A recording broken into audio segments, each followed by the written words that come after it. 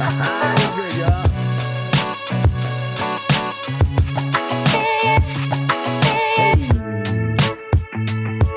Hey. Let's give it a second. Let me know how you want. All right.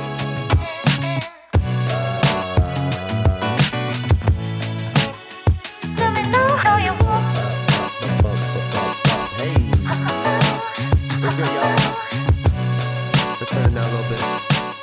Just catch a vibe. Happy Friday, y'all. What's good? What's up? How we doing? Welcome in. Yes, sir.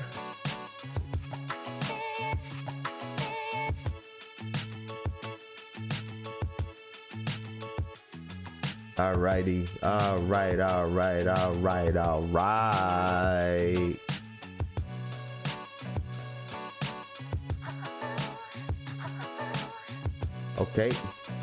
Okay.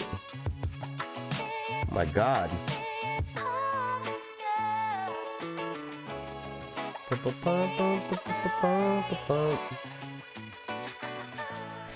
Now my love for you is so strong.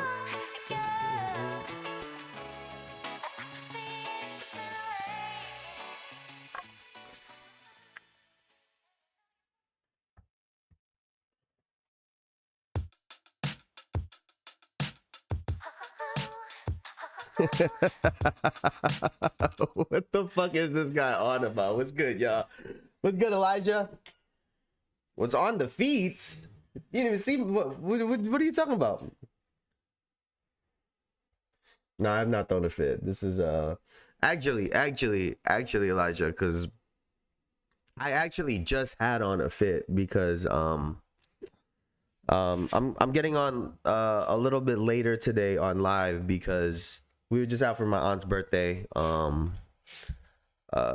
we were just out for my aunt's birthday. We just had dinner, so you know, I actually had a fit on just not that long ago. I got some bullshit on right now.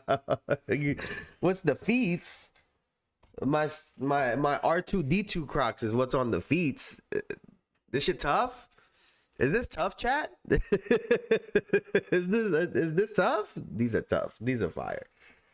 Look, it even has the little booster thing that could listen, bro. If you know, you know. If you know, you know. Oh, this light for me. Of course, this light for me, bro. You don't even know what I got in the closet. Closet crazy. Look. Hold on. I don't even think you could peep, but like just sneakers crazy. Just this random feet crazy. Undefeated fours. These are original 1991 white infrared sixes. You don't even know about these, man. These are older than me.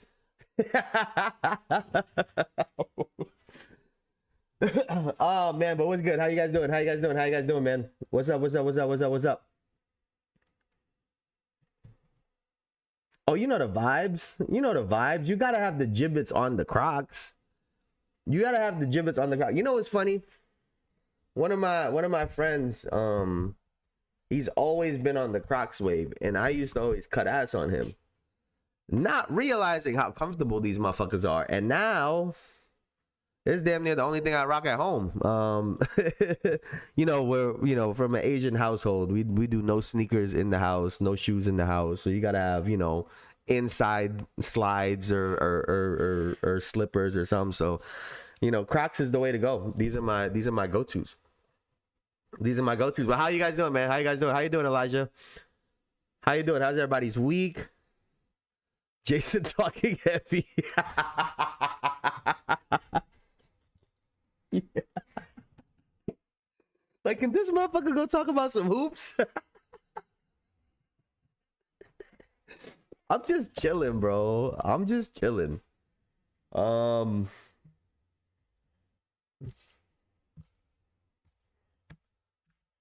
Yeah, you know, we just thought I could get off. I could get off. That's also an option. What the fuck did I just do?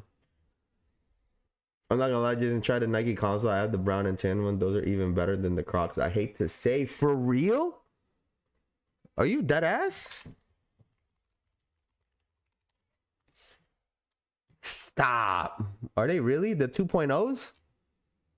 Are they better than like, I don't know if you've had Yeezy slides. Are they better than Yeezy slides? Because everyone swears by Yeezy slides.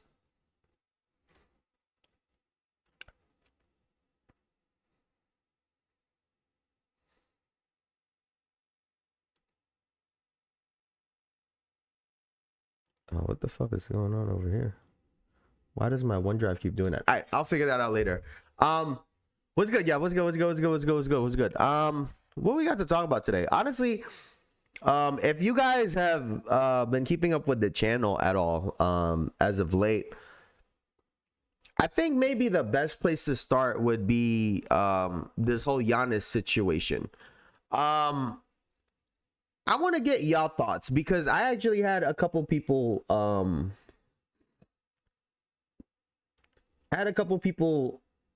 here. Let me see if I could just actually pull up the file. Let me find it. Hold on, y'all. Hold on. All right, here.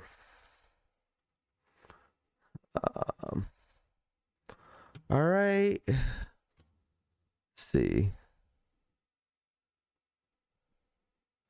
All right. So Shams broke down what's been going on in Milwaukee. What I'm gonna do right now, I'm gonna play it, and then we're gonna look at what there's like 2 responses on the video, and let me know what you guys think when it comes to this. So let's take a look at this video, and then we'll go from there.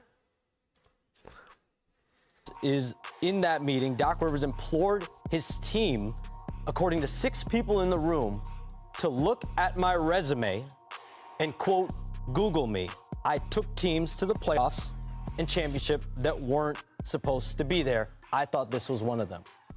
That was not well received internally. And that was just another example of the disconnect between player and coach. I'll give another example that also rubbed players the wrong way, but also was a big part of the second half of the season. March 21st, felt disappointed in Turner's play, that he expected Miles Turner. There was another team meeting, but this only had the veteran players in it, the coaches and the veteran players. So the Giannis of the world, the Bobby Portis's, Kyle Kuzma's, Miles Turner. So that's only. So this is 2 different meetings. The first meeting, he told the team to Google him and that he takes bad teams to the championship, and that's what he thought this team was. That was the first meeting. This is the second meeting, only the veterans, and he addresses the players, etc. And in that meeting, Doc Rivers, one by one, addresses each player, gives them feedback. Taurean Prince, Kyle Kuzma, gets to Miles Turner, and that's when multiple people in the room told me that Doc Rivers let Miles Turner know that he felt disappointed in Turner's play, that he expected more this season. And as the group started to exit the meeting was wrapping up, Giannis and Bobby were not addressed in that meeting. They're the 2 long-standing players on the Bucks. So as everyone's starting to move away, they both speak up. They both address the group. So Bobby Portis speaks up, but Giannis particularly, he's been at the focus of all of this. Right. In front of the coaches, in front of everyone. He stands to support Kyle Kuzma and Taurean Prince. And Miles Turner specifically telling him, listen, I let you down. It's my fault I wasn't healthy. I wasn't able to be there for you. I'm not disappointing you. It's on me. I should have been there for you and been available. Wow. And that, again, shows what the message was from the coach and what the message is from the star player, and clearly a disconnect internally there. Okay, so that is, and just where's my thing right here? Just Iman cheesing over that comment is fucking comedy to me. But anyway, what I'm gonna do right now is now we are going to pull up. Now we're gonna pull up these two comments that I had on the page, because to be honest with you, I think I have a very different outlook on what was reported, and I think I'm very consistent. Elijah, I think you could attest to this as being someone that's been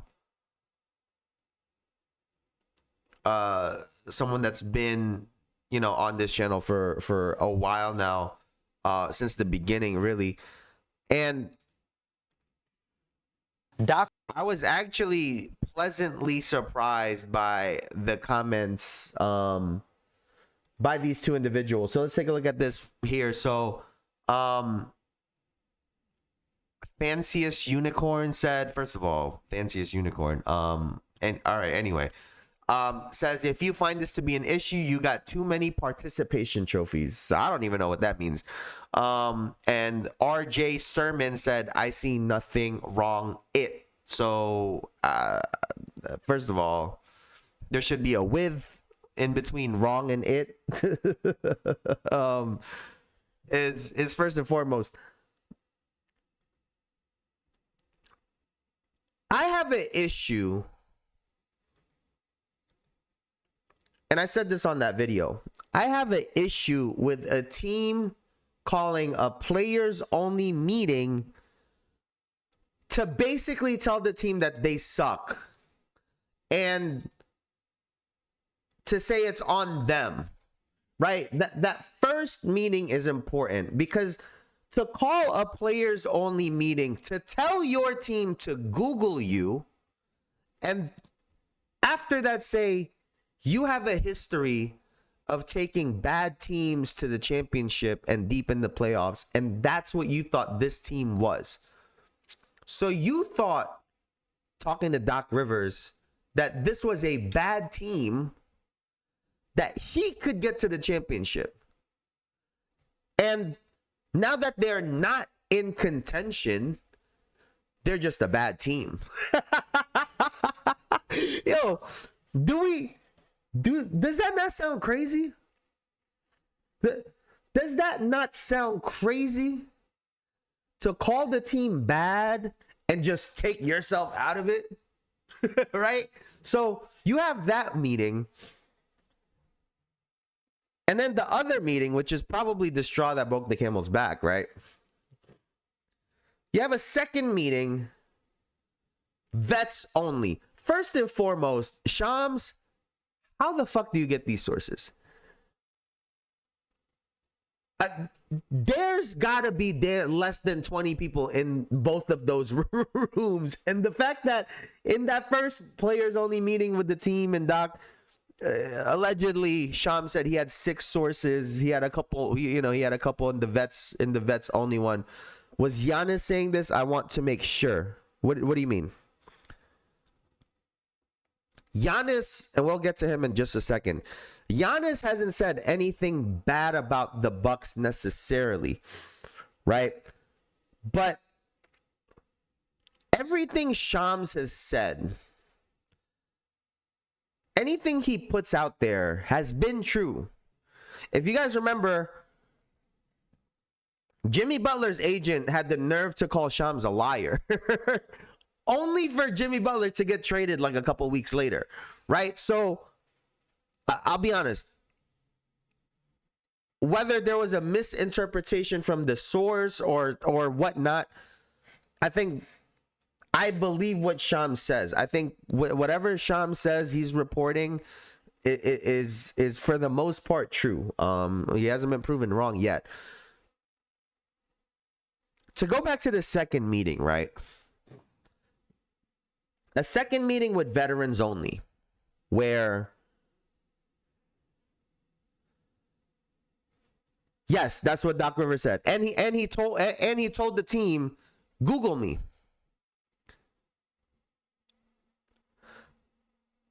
If you're telling someone to Google you, right?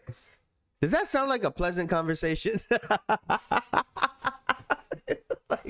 like if you're ever in a conversation, and none of us here are Googleable, right? If you're ever in a conversation with somebody and you tell them to Google me,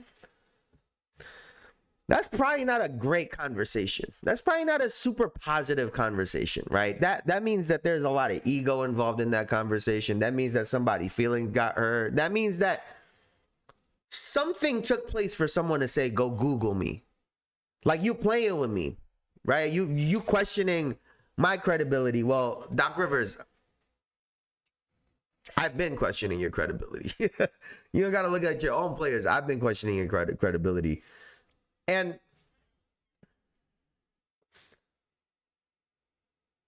Doc got way too much power in this league. No, he really does. To call a players only meeting with the veterans on the team, so Giannis, Bobby Portis, Torian Prince, Kyle Kuzma, Miles Turner. I don't know. I'm assuming there's maybe another 1 or 2 players in there, right? So first and foremost, to address all of those guys and then not address Bobby Portis and Giannis is a problem. That's the first part, right? What was the thing that everybody loved about Greg Popovich? He treated everyone the same, including Tim Duncan. Coached everyone the same, yelled at everyone the same, critiqued everyone the same. If anything, there's coaches that go even harder on their star players to prove a point, right? To show the rest of the team, hey, I get that when we're in the game, this motherfucker about to shoot 30 times, but I get mad at him too, right? Because everyone in that room, like everyone on these teams know what's up, right? I get that there's some people that like Kuminga who probably thought he was way better and deserved way more, but everybody for the most part knows what's up. They know who the best players are. I don't think most people really got an issue with it, especially if it's next to Giannis, right? Who's going to have an issue when Giannis is the best player on the team? So everyone gets that. To not have any criticism about Giannis is an issue. Because as great as Giannis is, I think he does deserve some criticism. Right? You injured all the time. You need a post-up game. You need your game to evolve. So hopefully you get less injuries. So you don't have to look at your teammate and say, I apologize that I wasn't there. Right? I think that's fair criticism. I don't think anyone would fault him for saying that, but that's not what he said. He just didn't say anything. Bobby Portis too. So you separate them in that sense, which players don't like. And then after that meeting takes place or everyone's filing out, Giannis addresses the team and basically says, I don't agree with nothing this motherfucker just said.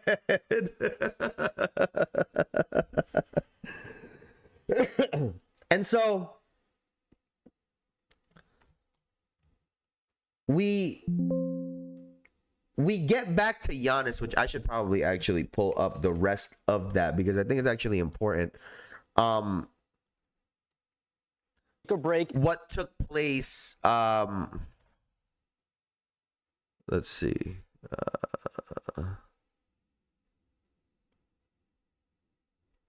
I think this is important as well too.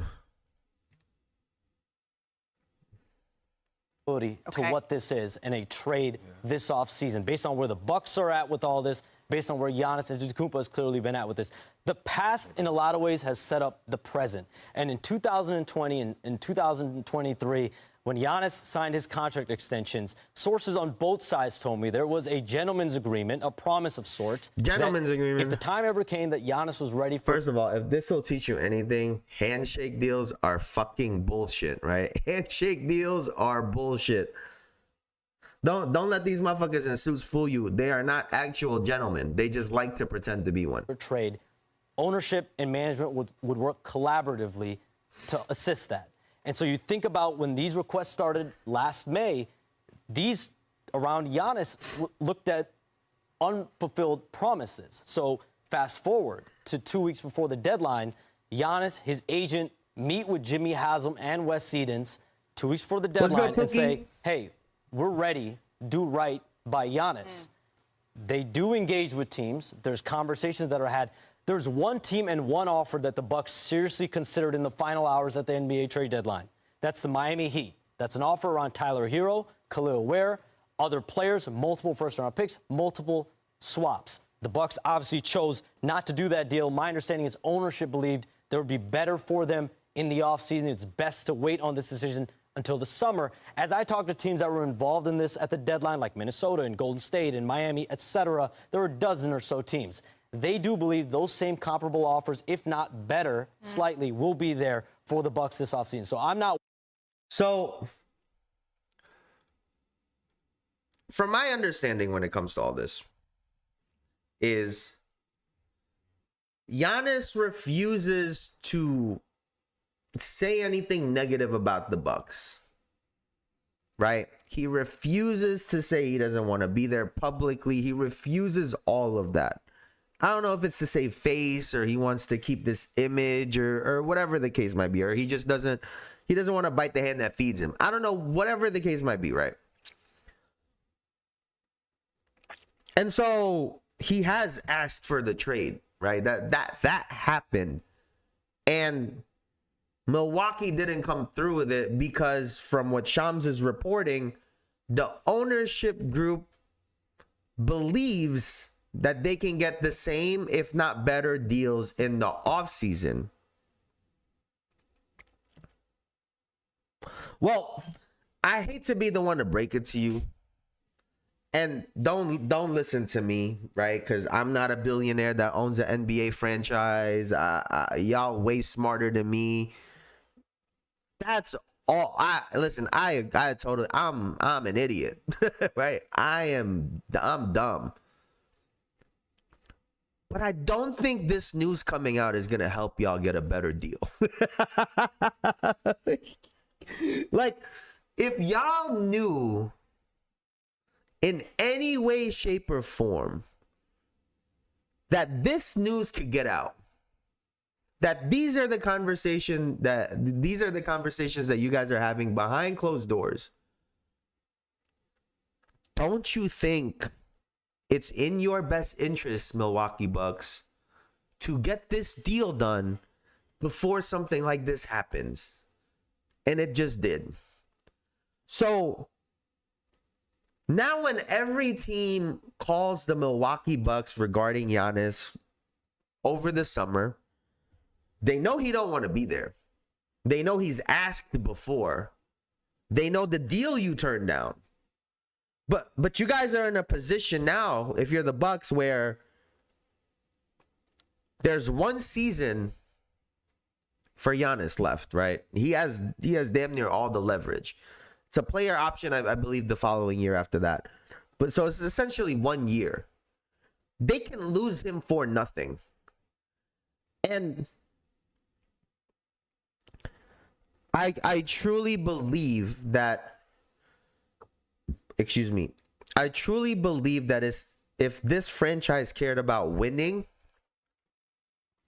they would have made this deal last summer or the beginning of this year.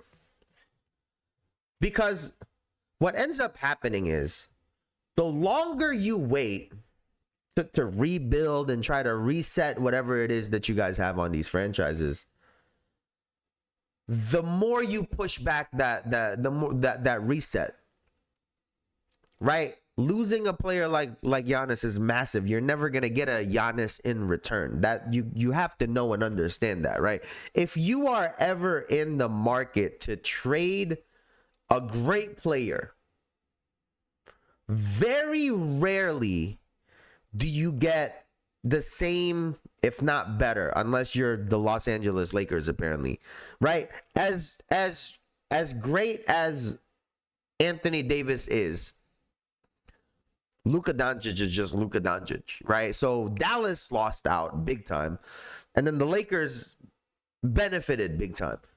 But that's usually not the case. That's why there's a lot of conspiracies regarding that. And so if you're the Bucks, why do they believe that they have the same, if not a better, opportunity of getting better deals over the summer? It doesn't make sense to me, right? We saw whenever you wait, right? You could see this last summer, right? You could see this last summer. When you wait, good things don't happen, right? Kuminga waited. What happened? The motherfucker ended up in Atlanta. And I guess that's good for him in a way. But now that relationship with Golden State is completely fractured. He lost out on the early part of the season to try to really show who he is. Guess who won in that situation when it was, what was it? It was him. It was Quentin Grimes. It was Cam Thomas. Guess who signed for a deal before anybody else, right? It was Josh Giddey. The person that wanted $30 million but said, hey, I'll settle for 25 and said, oh shit, gets a 4-year fucking deal. Gets a 4-year fucking deal. And so in all of these situations, the longer you wait, the worse it gets. And so I think if you are the Milwaukee Bucks, you're not going to get shit. Because if I'm a team calling in, like, listen, I know y'all situation. You're not getting a good offer from me. You're not getting a good offer. And then I'm going to just throw in there, he injury prone, he this, that, and the third. He won an MVP 7 fucking years ago. Like, I'm lowballing the fuck out of a guy that going to give me 30 and 11. Shit. But hey, man, I feel like the Bucks are playing this completely wrong. I'm 100% positive. Mavs were promised Flag if they traded Luka. How good you think Cooper Flag is? Actually, I don't want to like switch topics real quick. How good do you think he is, Elijah? I remember. It's funny because I remember early this season, or like in the summertime. Actually, I don't even think the season has started yet. But in the summertime, I don't know if you remember this, Elijah. Black Canadian was not that he thought Cooper Flag was going to be bad, but he had a lot of reservations about him, about how he could pull up and hit jump shots, about X, Y, and Z. And I didn't really have those reservations, right? When I look at a Cooper Flag, I think what we saw the other night with the 51 ball and the 45 is this. His potential when his jump shot is going in. But here's the thing though, right? That's for any player. That's for any player. If any player has a unbelievable night shooting, then sky is the limit for any damn near player, especially nowadays when you're allowed to shoot 15 threes in a game. So that's for everyone, right? Anyone can have a hot night. The thing about Cooper Flag for me is damn near everything else is consistent. He's going to get to the bucket.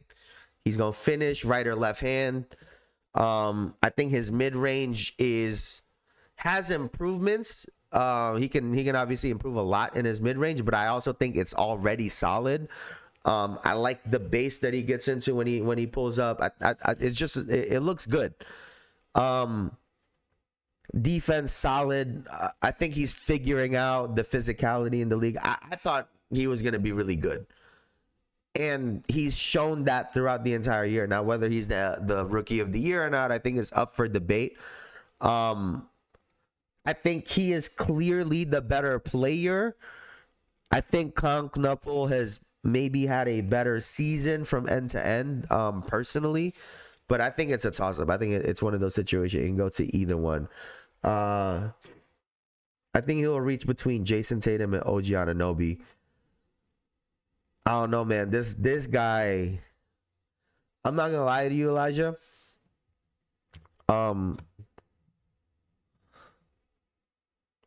This guy, Cooper Flag, might be the one. Listen, man. I don't want to be that guy where I'm just super gassing somebody up. But he might be the one, bro. He really might be the one. And I think, Jason Kidd got a lot of criticism for his decision to put him at the point guard position. And from myself included, right? But the way playing point guard has not only unlocked his game, but it unlocks everyone's game on the floor, right? I think Kyrie Irving cannot wait to play with this guy. I think it'll help him a lot.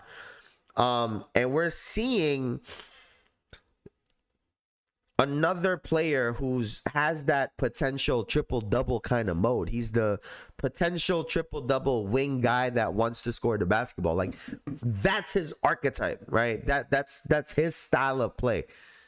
And he probably would have leaned towards, points and rebounds, but because he's he was forced to play point guard, essentially running pick and rolls, bringing the ball up, yada yada yada. Now those assists pick up, and I think what he's seeing is the same thing that a Giannis saw, the same thing that a Luka saw, what Jokic sees every time he's on the floor, Tatum, Harden, all of these guys, right? I think what he's seeing is if you're an ultra aggressive player, if you're ultra aggressive, you're either going to score, you're going to get fouled, or you really open things up for your teammates. And so I think that very simple concept is a lot for Cooper Flag to see it on the biggest, on the highest level of basketball, right? Because, you know, I thought he was going to be more of a wing guy. He's going to come off screens, backdoor cuts. You know, he's going to be playing off the ball a lot more. But to be honest with you, I think he's great on the ball. And I think it's forced him to learn a lot very quickly. Now, excuse me, I think the difference between him and other players is he's someone that can operate without the basketball. We've seen it in high school. We've seen it in college. And so if he's able to mesh those two together, right? Kind of like how Steph Curry's able to mesh being a one-on-one player, but also coming off of the screens, right? He gives you, he's a threat on the ball and off the basketball, right? If that's what something Cooper Flag can figure out, he can run high pick and rolls, he can do whatever, he can invert pick and rolls, now he can pick a pop. But if he's able to add that with backdoor cuts and playing off the basketball, that's a really scary combo to have in the NBA, because you're going to be able to score easily and your teammates are going to love you. So, and I think he has that potential to build that type of game. And if he does, I think it'll be really good for the league.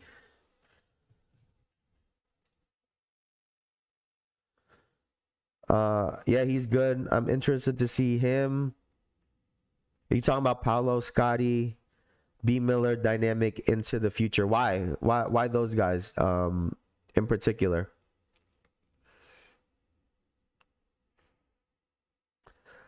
Paolo's been a real disappointment, man. Honestly, you know, that's funny.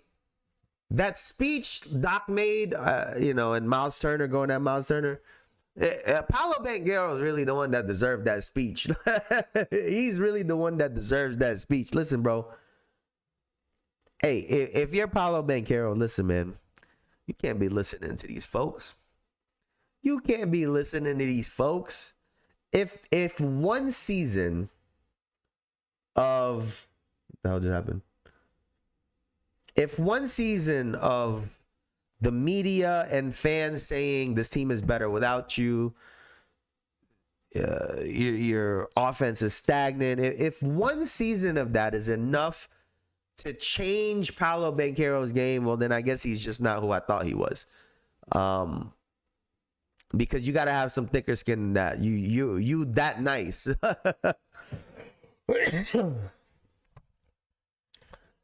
Because I think those are the good young wings that 10 years out will still live up to the hype. Yeah, I mean, Paolo Banchero is the one that I really would watch in that group outside of Cooper Flag. Because I don't know about you, man. But if Paolo Banchero can figure out his offense with, you know, being a more efficient player, I think that's the real issue, right?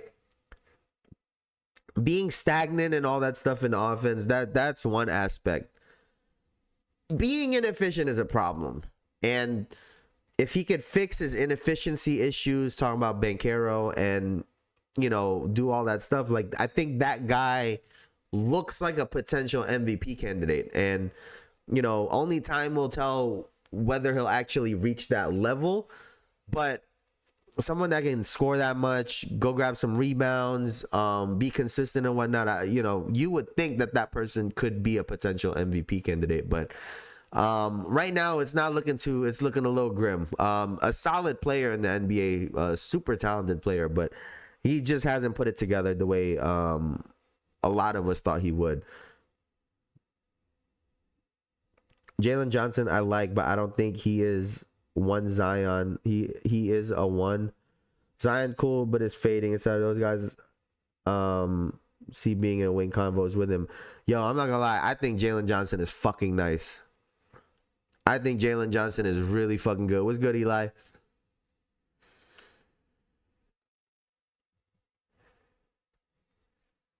$10 out, as in year 10 Coop, year 10 Paolo. I believe year 10 version player are just about who that player is and tend to be their prime. I think players hit their prime in around year 7.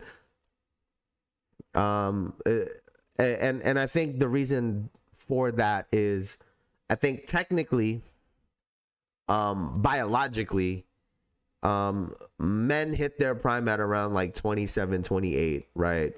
Physical prime.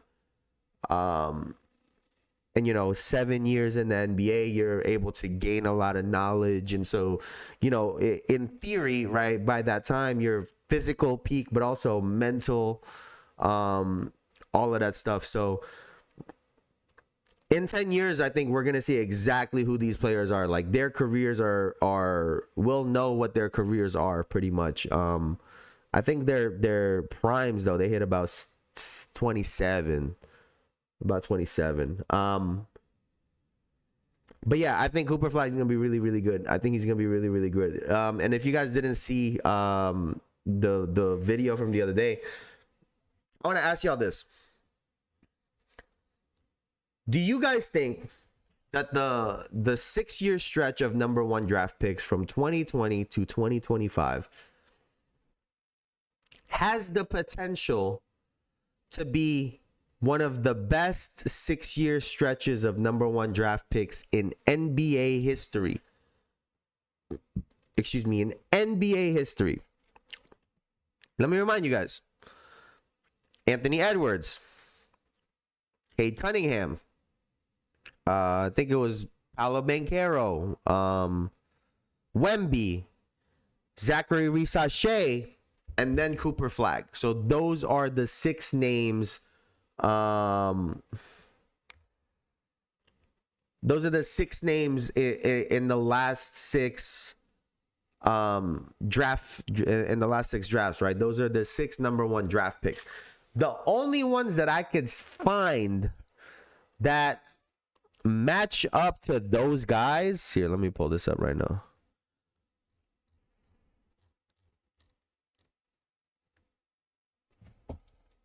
What's good, brother? I hope you're doing well. I'm good. I hope you're doing well, man. I hope you're doing well. I won't argue with that at all.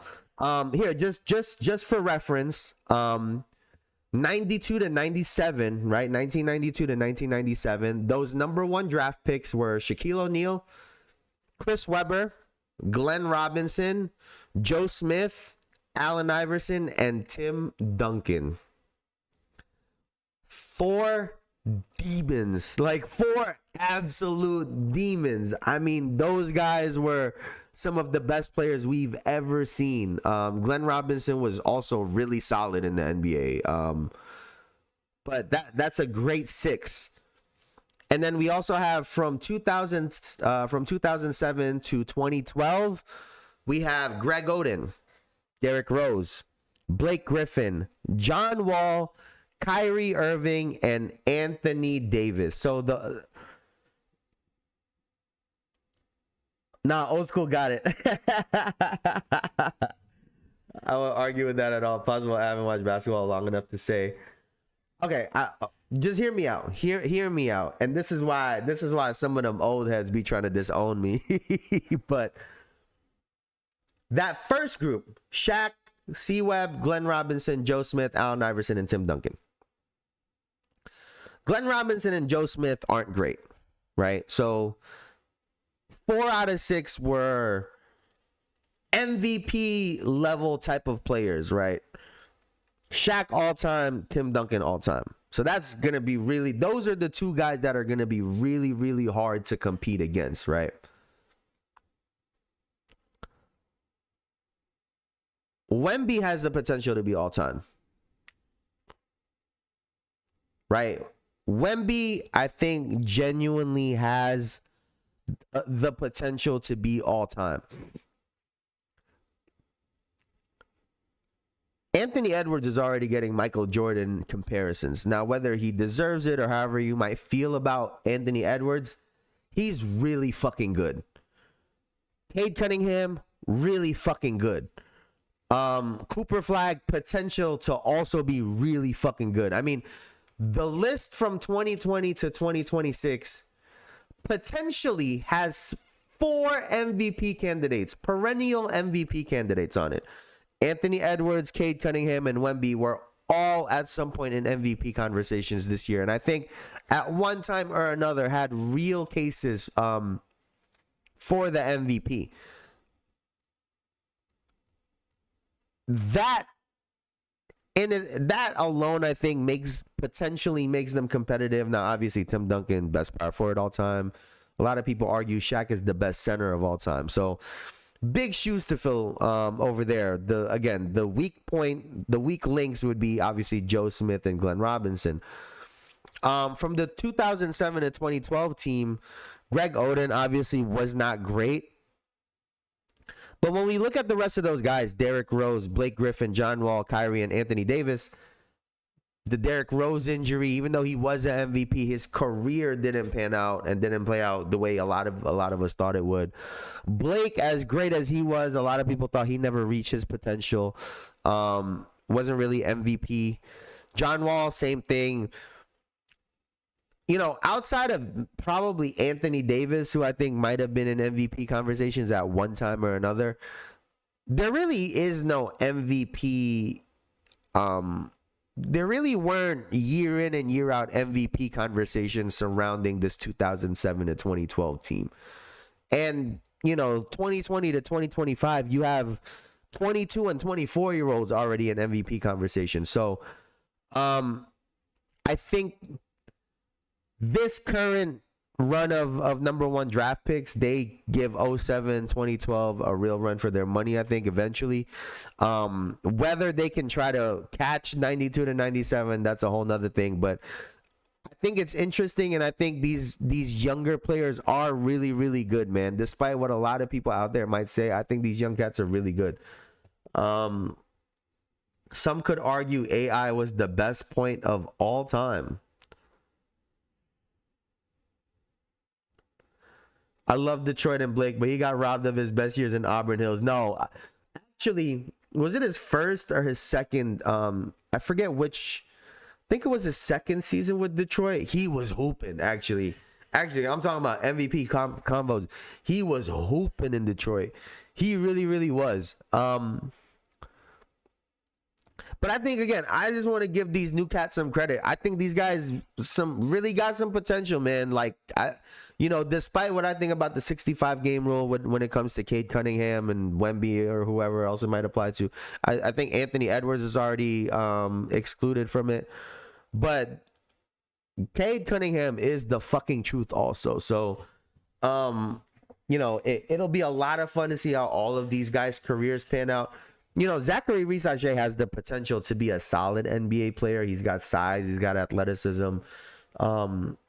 He has the potential. And then, like we said, Paolo Banchero, I think he has a really high ceiling also. So, I think this run of number one draft picks is great and could potentially be one of the best we've ever seen. I agree, though. The 90s, that's a tough ask. But what else do we got over here?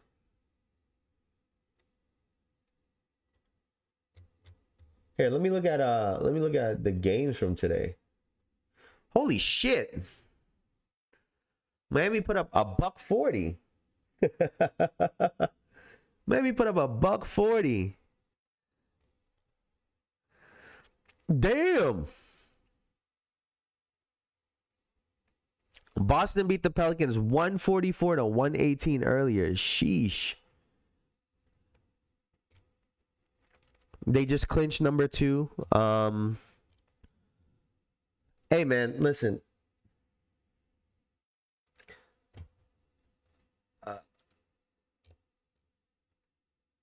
Blake had me ask my coach if I could move from 1 to 4 off that Detroit run. Him and Boogie had me in love with playing big. No, let's actually not.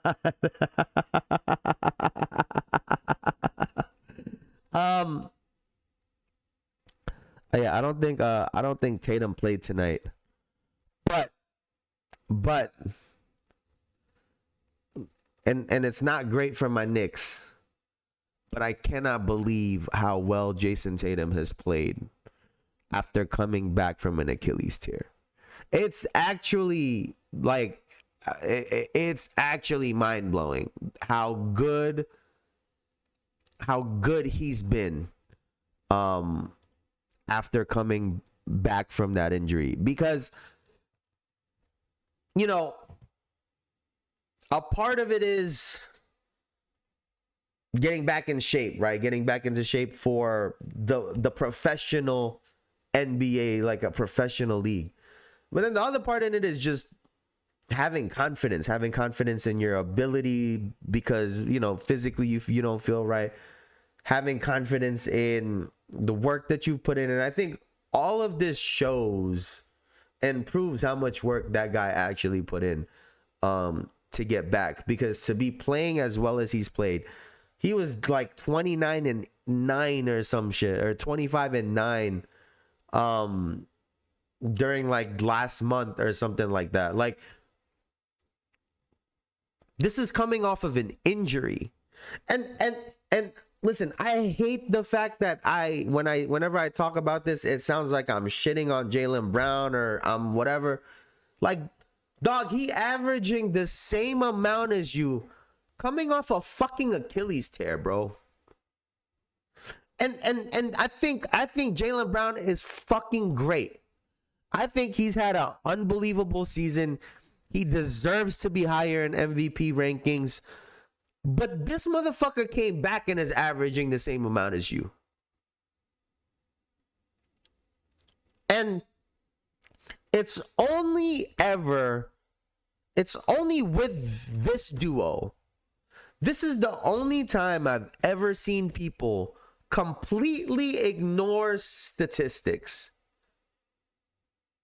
I get that there's a thing out there, oh, you only care about stats. You only care about stats. This is the only scenario in the NBA where people don't even take it into account. So just completely ignore the fact that outside of this season and Jayson Tatum's rookie season, those are the only 2 seasons where Jaylen Brown ever averaged more than him in points, rebounds, and assists. Only seasons. And again, this sounds like I'm shitting on Jaylen Brown. And to the people that said, oh, he's been the best player this whole time, who the fuck did the coaching staff give the basketball to? Who? Because they're in practice every day. And who do they say is going to play longer? Who do they say is going to take more shots? Who are they okay with doing all that?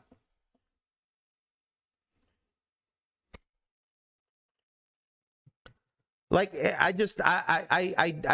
don't understand it. Like, his own team told you who's better. His own team told you who's better. It's just, it is so confusing to me, bro. It is so confusing.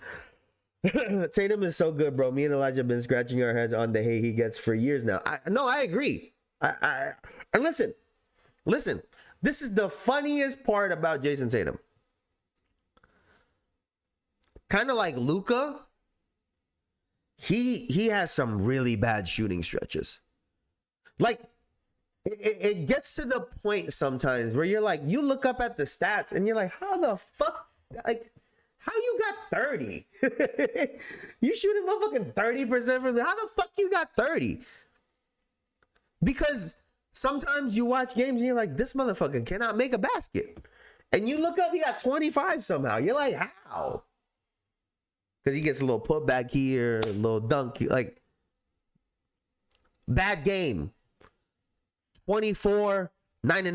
Motherfuckers like, oh my god, he's awful. like I don't understand it. And then the other thing that I think kind of validates this for me is the fact that Jaylen Brown's usage rate is second in the NBA.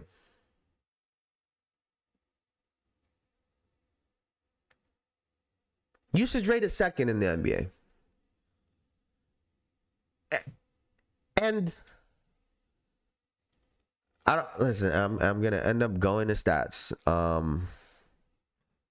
Let's see. What the fuck did I just do?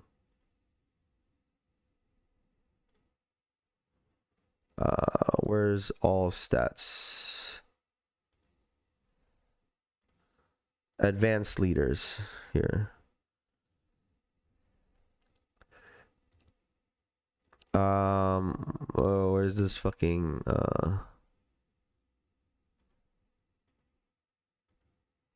where is this goddamn usage? Oh, here it is. Here it is. I feel like he's such an all-around player. He's able to minimize the impact of bad shooting nights. It's because he's too perfect, has nothing to hate on. Even dating LMA, people just mad. No, that's facts. Jaylen Brown's usage rate is 35.1. 35.1. It's more than Kawhi's. It's more than Shea, who averages 32. More than Wemby, who's averaging like, what is he averaging? Like 27-11 with like 3 blocks a game. And I'm not trying to minimize what Jaylen Brown is doing, but to have that usage rate, 28.8 is nothing to sneeze at. Like, it's nothing to look down on, but it feels very high, that usage rate. It feels high. And maybe I'm just bugging, or maybe I'm just off, but it that feels like you should be averaging a little bit more, sir. And again, I think, listen, I was on ChatGPT one night, right? Listen, y'all. Peace out, Elijah. Peace out, bro. Thanks for coming in. Leave a like on this motherfucker.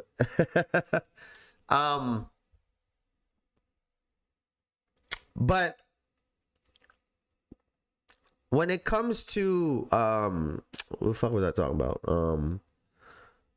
When it comes to Tatum,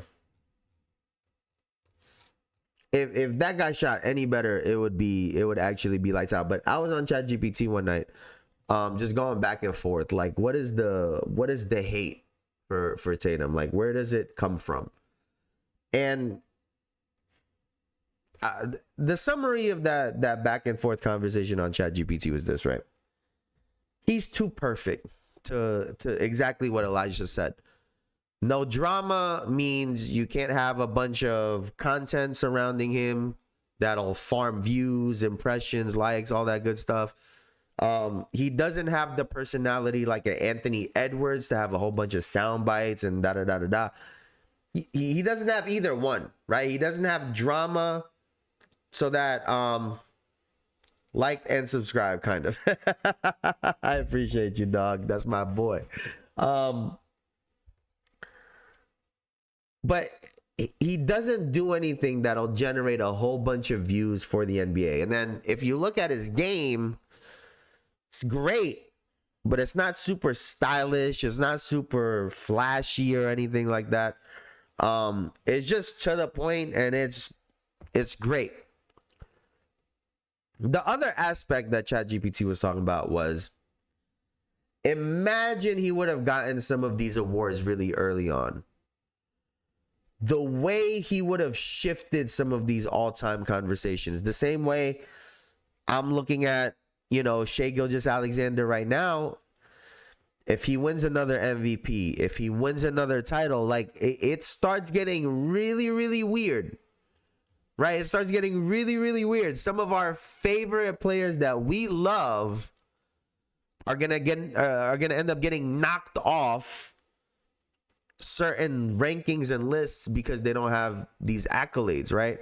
And that was one thing ChatGPT pointed out, is if they would have given some of these awards to Tatum, some uncomfortable conversations would have had to take place, right? Like in the finals, because of Jaylen Brown and how he is, giving the MVP, the finals MVP to Jaylen Brown, it doesn't move anything when it comes to Jaylen Brown in all-time rankings. But it would have for Jayson Tatum.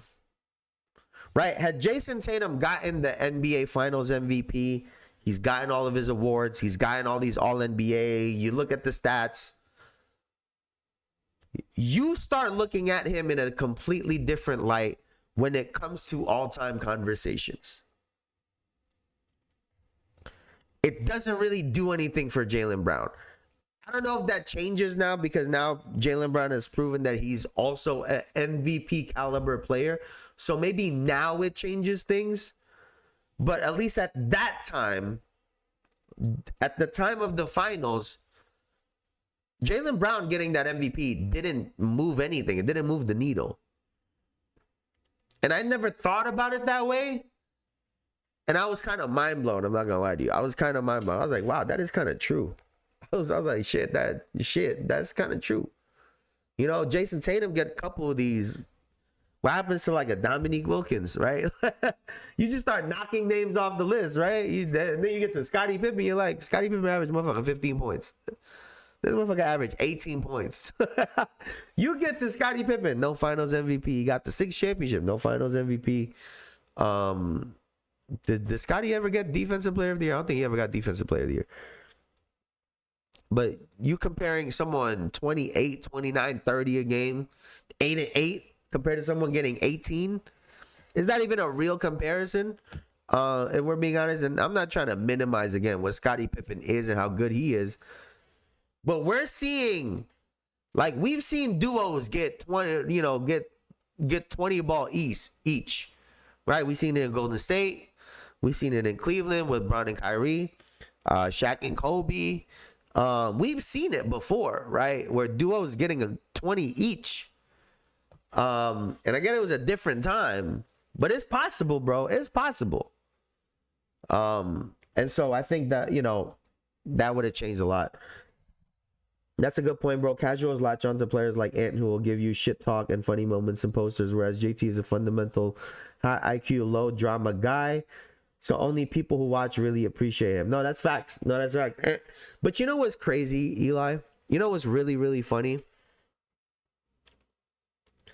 When I have these conversations, and they're with Celtics fans. And Celtics fans, listen. I had a Celtics fan in the comments of, Jaylen Brown for MVP in that short that I put out. Gave me all of these numbers. It was the longest paragraph. And I appreciated it because he put a lot of thought to respond to me in my video. So I appreciate that part. And he was basically saying, like, don't just look at points, rebounds, assists, and minutes to say Jayson Tatum is better. And I get that. But at the same time, it'd be one thing if he was beating him in one of those categories. Or two. He's beating him in every major statistical category. What the fuck else am I supposed to think? like that concept to me is so wild. Because he only gets those stats because they give him the freedom. They give him the opportunity. Because he's the better player. On what team are you letting the worser player out of the two play more, shoot more, and just have the ball more? But, kudos to them. I think they're a really scary team to have to go play against.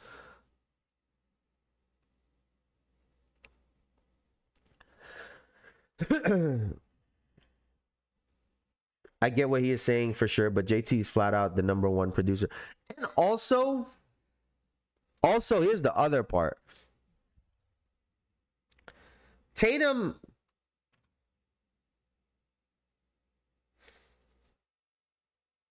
this is two-part, because John Wall had to say something for people to start noticing what the fuck was going on. Because yes, Jaylen Brown guards a lot of the other team's best players. Yes, he absolutely does. He had a little bit of a break when Drew Holiday was there.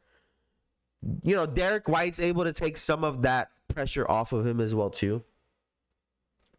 A lot of people don't realize that Jayson Tatum is there to neutralize big man pick and rolls. A lot of people don't realize that. They will put Jayson Tatum on the center to prevent the other point guard from matchup hunting. Because if Jayson Tatum's on the big, Jayson Tatum steps up, they switch the pick and roll, now he can guard the point guard. And a lot of people miss that aspect of it. And so, yeah, Jaylen Brown is a better individual defender, one-on-one defender. Let's not minimize what Tatum's able to do for the team on a team defensive scale, right? That's number one. Number two,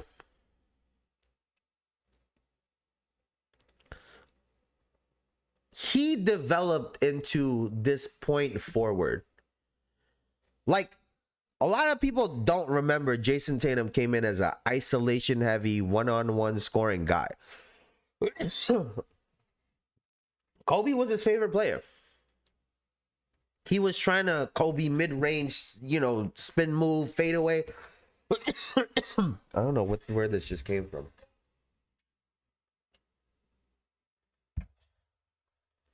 But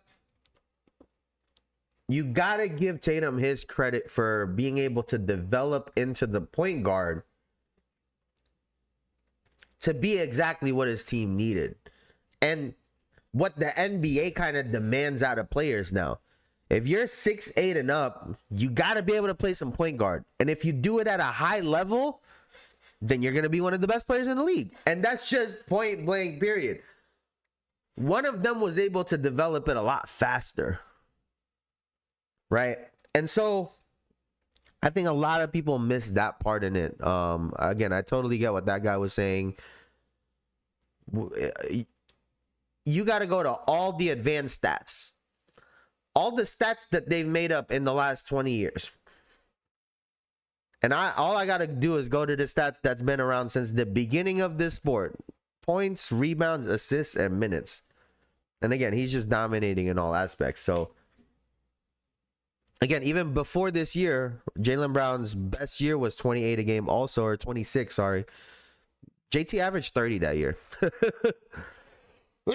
Like, people forget. And again, I was giving Luka and Shea a lot of credit for averaging 30 a game because it's really hard. He already did it.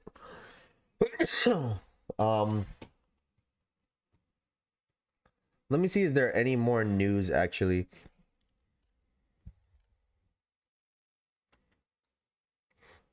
Excuse me, let's see if Sham's got anything else he posted up.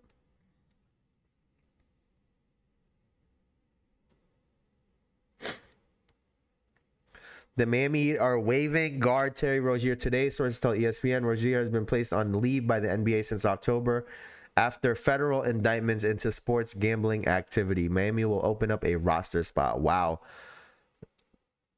I saw this too. The eye test alone says JT better, even no stats. No, that's facts. 76er star Joel Embiid has been diagnosed with appendicitis and will undergo surgery this afternoon in Houston. That guy just cannot catch a fucking break at all.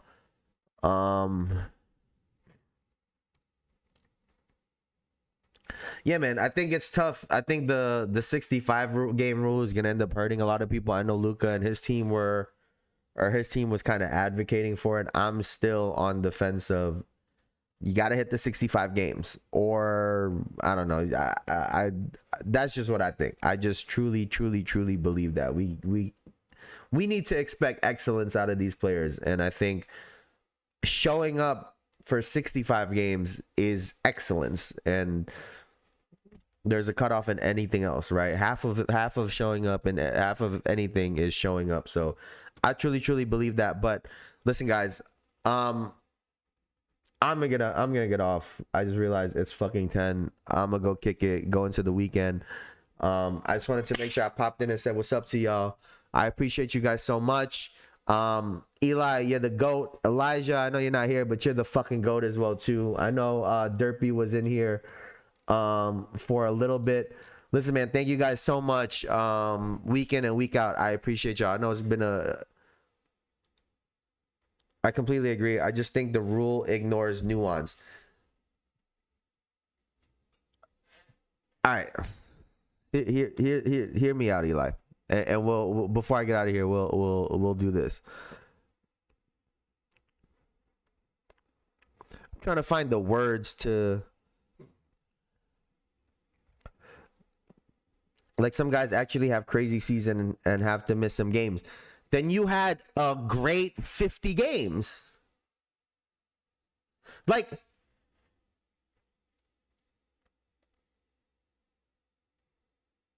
it's here's the thing, Eli. I think when I talk about this 65 game rule, I feel like a lot of people think that I'm making it sound easy. And it's the opposite of that, right? Because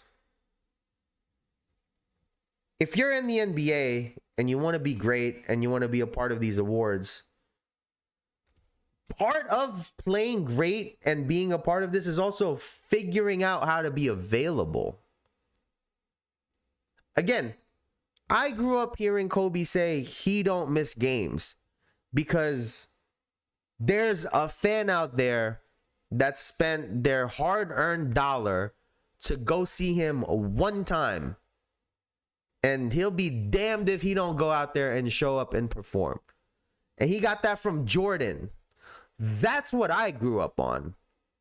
Guys that genuinely took pride in showing up. And it's the same thing as all of these other NBA rules, right? Like the 0 step, essentially allowing players to have 3 steps, and so on and so forth. Players find the limits and try to see how far they could bend it, right? If you called all of those things in the game a certain way, guess who's gonna adjust? The players.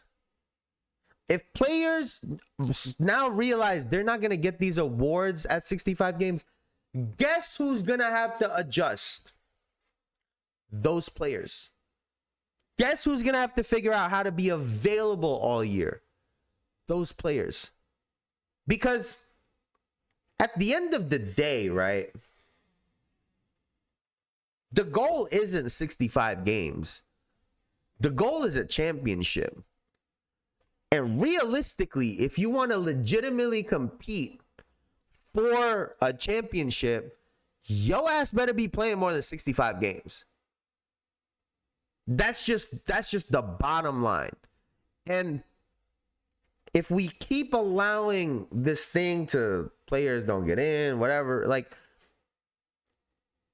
I think it kind of tarnishes that excellence that I was just talking about.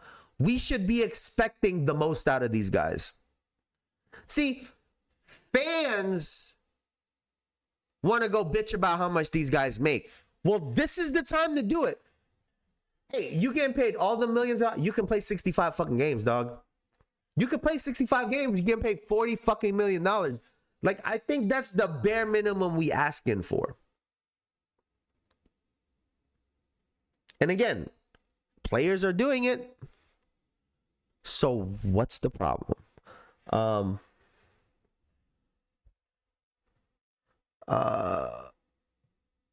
the page always, bro. Keep up the work, and thank you for coming out with content. I actually fuck with what you're saying. I appreciate that, Eli. Like, a lot of people don't agree with me, and that's totally fine. I don't believe in just giving shit out to give shit out. Right? I think we need to start expecting a level of excellence, and I don't know. I feel like the NBA has gotten a little crazy. I almost kind of wanted to go back to everybody pulling up in suits and like this is a professional thing, right? This is a professional thing. Like, you showing up ready.